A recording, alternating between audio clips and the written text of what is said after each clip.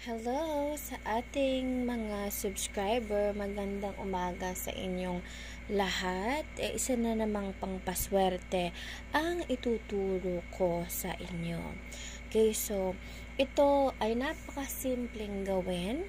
Okay, at napaka-simpleng isulat sa pang-araw-araw. Ang tawag po dito ay sigil or sigil.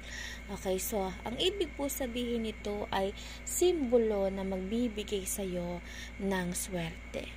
So ito po ang tinatawag na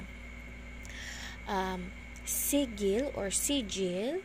So ito pong ay isang sign na pwede nyong isulat sa inyong kamay, pwede nyo po itong i-print, no?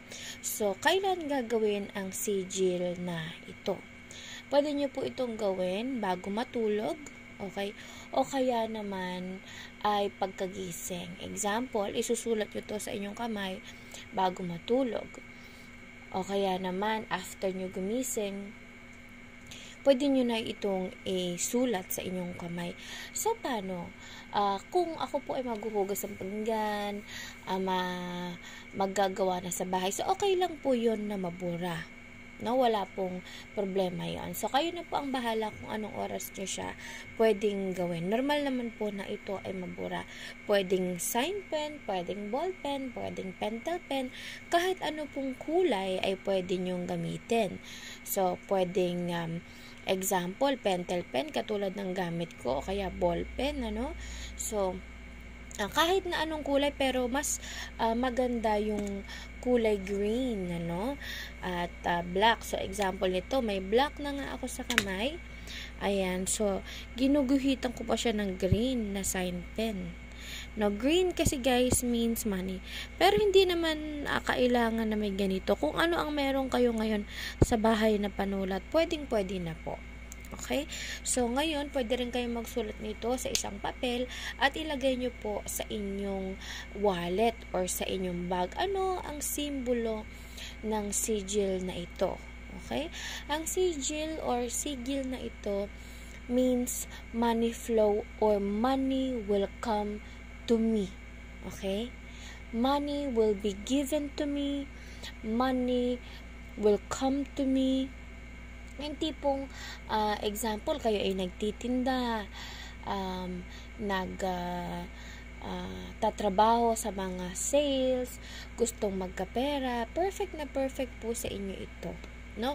So, saktong-sakto, pag naligo kayo, wala na siya. Diba? Mabubura na siya.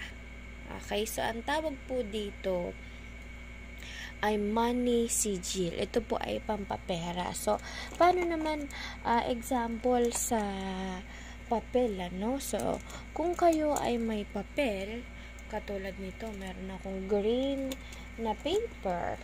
Okay? O kaya ito, mas maliit. Pwede rin ito. Mas maliit na papel. So, paano siya i-drawing? Simple lang po. Ganito lang po ang gagawin. Okay? So, pwede nyo ring ipaprint yan. No? Pero kung kailangan nyo na agad, ganito lang ang gagawin. So, magdodrawing kayo ng sigil na paganyan. Okay? Hindi naman kailangan ay perfectong-perfecto. Ayan. So, yan po ay sigil. Okay? So, yan. Ganyan lang po kasimple ang gagawin. Ngayon, pwede mo rin yung outlinean ng green. Okay? So, i-outlinean mo siya ng green. Okay? Ayan. Kung gusto mong ipaprint mo. Tapos isulat mo iyong pangalan diyan. Okay? So, pwede mo ring isulat yung contact number mo at pangalan mo dito. So, bakit? No?